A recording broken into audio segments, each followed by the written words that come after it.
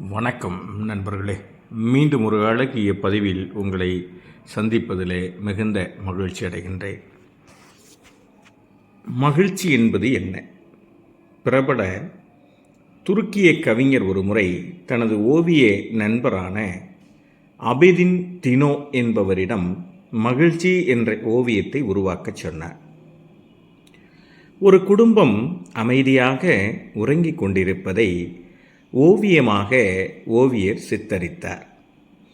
கட்டிலின் ஒரு கால் உடைந்து 2 செங்கற்களால் தாங்கப்பட்டு பாழடைந்த அவர்களது வீட்டின் மேற்கூரையில் மழைநீர் ஒழுகிக் கொண்டிருந்தது. ஒரு குடை அந்த மழைநீரை தடுத்து கொண்டே இருந்தது. அந்த குடும்பத்தின் நாய் கூட படுக்கையில் நிம்மதியாக தூங்கிக் கொண்டிருந்தது. இந்த ஓவியம் அழியாததாக உலக புகழ் பெற்றதாக மாறியது. இந்த ஓவியத்தை ஆழமாக பார்த்து உண்மையில் மகிழ்ச்சி என்றால் என்ன என்று சிந்தியுங்கள் நண்பர்களே. இந்த படத்தை பார்த்த பிறகு மகிழ்ச்சி என்பது பிரச்சனைகள் இல்லாதது அல்ல, கடினமான சூழ்நிலைகளை ஏற்றுக்கொண்டு அமைதியை காண்பது என்று நான் நம்புகிறேன்.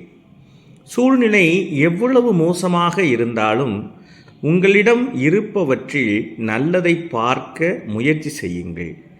இருப்பதை சரியாக பயன்படுத்தினால் நினைப்பது தானாக வரும். நிம்மதி என்பது புற விஷயங்களில் அல்ல, அக விஷயங்களில் உள்ளது. உங்கள் கட்டுப்பாட்டிற்கு அப்பாற்பட்ட விஷயங்களை பற்றி வருத்தப்படுவதை நிறுத்துங்கள்.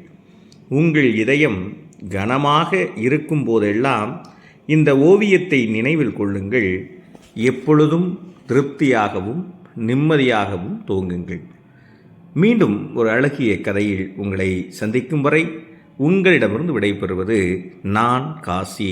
நீங்கள் என் உறவுகள். நன்றி, வணக்கம்.